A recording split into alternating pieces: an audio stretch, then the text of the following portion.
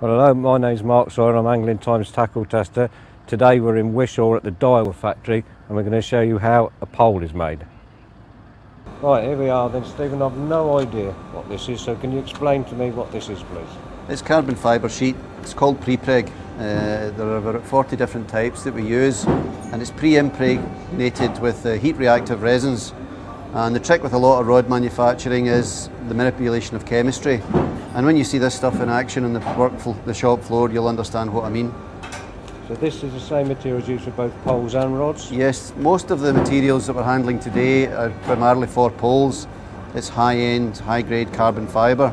But we do use a variety of other materials for fishing rods production and other things that we make for industry. Alright, so when you walk around the cutting room shop, I've noticed that some of these cloths are different colour. They look slightly different as well. Could you explain why that is, please? Well, some of the materials that we have are incredibly fine fibre. The composition of others is actually quite visible to the eye. The darker the material, generally the lower the resin content, but the higher the modulus of the carbon. As a rule of thumb, when you see material like that, it's actually more expensive than the medium grade materials, but you can see the weave of the fibre. Alright then, Stephen, so how much is the dearest cloth you've got in here? Well, for some of the poles we have to use materials that are very, very high end, and they cost more per ounce than gold. Thank you very much. With this pre-impregnated cloth then, Stephen, could you explain to me which makes the better cloth? Why would one cloth be better than another? Well, the density of the carbon fibre primarily is one factor. Another factor is the sophisticated resins. Resin gives a pole or a section the weight, and we're always trying to reduce that factor in anything that we make. So very, very clever resins that keep those high modulus fibres together. It's quite a tricky thing to make, and it's quite an expensive thing to arrive at, and that's what makes it so expensive. Okay. Well, Steve, I can see that the pre-preg cloth is on the table. There's a gentleman here with a ruler and a very sharp knife. Could you explain exactly what's happening now? Well, every single pole section usually has between 6 and 8 different patterns of material built into it, and all the material is actually measured up manually and then cut manually prior to the singles patterns being assembled at the tacking process, where that is when we put them onto the mandrel. Well, I recognise this is a pole mandrel, Steve, but what I don't know is how it actually comes to be like this. Well, on location we design all our poles using computer-aided design, and as a pole's shape and taper is key to its performance, each mandrel, which is used for each section, has a shape and profile that section has to become. So these are designed on CAD, and the machine from stainless steel, quite high precision components, and they're all from Japan, so they're very expensive. Okay, so I can see that the mandrels are now on the table, the cloth's been cut, and this young lady runs an iron down it. I've no idea why. Can you explain to me what she's actually doing? Well, this part of the process is called tacking. As you can see, the carbon fibre patterns have been assembled, and there's probably about 6 or 8 single pieces in this one section. The iron is used, which is on a hot plate, is used to activate some of the heat reactive resins inside the carbon fibre, or in the carbon fibre sheet, and that gives us a sticky edge, allowing us to get the patterns onto the mandrel so that they're in position for the rolling process, which is next. Okay. And that frayed edge that I can see on the edge of the mandrel, that's just raw material that's been displaced during when the iron has been pressed onto it. When that's rolled and all the layers meet each other in the curing process, all that will metamorphosize into a single wall, and the disrupted fibres won't be relevant any longer. I understand this is a tape machine, Steve. It looks like sellotape or cling film to me. It's obviously a lot more complex than that. What exactly does this tape do to the section? Well, we've got to keep all the carbon cloth encased on top of the mandrel for the curing process. So we use this heat resistant tape, which is wound onto the rolled carbon in very, very accurate pitch.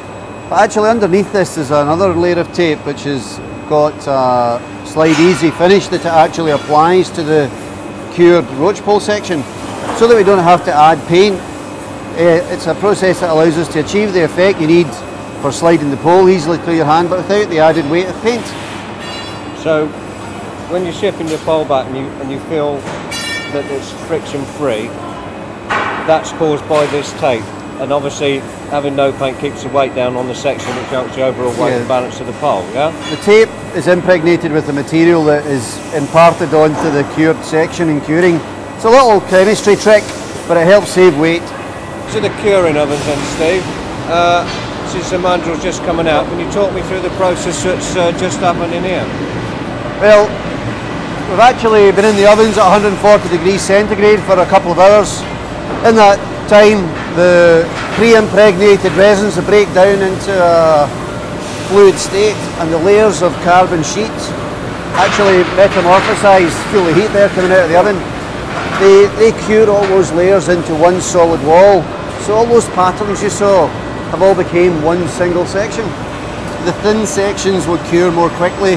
The very, very thick mandrels, which are very thick metal, with a bigger surface area, take longer. Yeah. Really, apart from the safety point of view, we have to wait till the whole cured section has hardened before we can take the mandrel out, which is the process you'll probably see next. Right, Steve, so we've seen the cloth, we've seen this cloth cut, we've seen the mandrels, we've seen the cloth put onto the mandrels, we've seen our sections of tape, we've seen it going into the ovens, and this is it, it's come out of the oven. So what has taken place in the oven and what is happening now? Well, the material, the flat material, has now cured into a tubular section. But we've got to get that mandrel out that gives the section its shape. So what we have got is a pneumatic pulling arm, pulling the mandrel in one direction, and the section is going through this chuck. But the face stage of the section is pushed in the opposite direction, and the two parts are actually separated in one action. If you had to look down the middle of those sections, it would be a perfect mirror finish inside. Well, here we are in the screen print area of the Daiwa factory. If you've ever wondered how the graphics are put on your pole, Stephen's now going to explain it to us. Well, there's a variety of ways of getting the decorations on poles, but screen printing is the primary method that we use. All the different colours are done at different stages. It's quite an elaborate process in the finished product. Each 3 sections on one pole, screen printed maybe 5 times. And what we're doing here is just finishing one of the last screen prints on the pole, the section alignment stickers, the section alignment information on the arity. Well, Mark, you've seen the entire process from tip to toe. You've seen the cutting, you've seen the tacking, the rolling, the curing, and the decorating and painting. But time to see the finished article, the M2. Have a waggle, see what you think. Oh, it's a very nice pole. What I'm interested in, Stephen, is if I'm new into the pole market, or even I know this is a quality pole, but what would I be looking for? I go to the NEC or different shows and see people doing that. Now I know what I'm looking for in a pole, but from the technical and from the expert's point of view, what would you be looking for? Well, if I was at the show and I was going to be buying a pole, the first thing I'd want to work out is what kind of fishing I'm going to be doing. Is it going to be need to catch carp? Am I going to be fishing far out all the time? If it's close range and power you want, aim for a pole that gives you that. If it's far out with finesse, mixed silverfish, you need a pole that's versatile, something like the M2 or something like the G8. And if you're working to a budget, then maybe that's got to lead you to your choice and take some of the good advice that's on hand at the weekend. Okay. Well, the question I'm very often asked as a tackle tester, what's the most expensive joint in a pole? And I'm told that most expensive section? That the 6th or the 7th, because it contains more carbon. It's a bit further down than that. Probably the section you've got on your hands right now, the 8th or the 9th. They're taking the most leverage. Yeah. Especially in a particularly long pole or a power pole fished at top length. It's taking a lot of downforce, so it needs a lot of strength built into it. And that's down to the patterns and the carbon.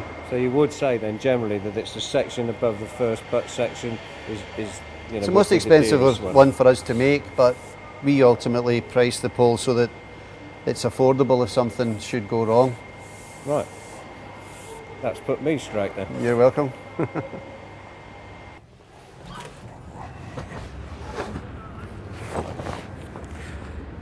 Okay, well there's my day at Daiwa showing how the poles are made. I've managed to blag an M2 off my old mate Steve, and now I'm off to live test it for angling times.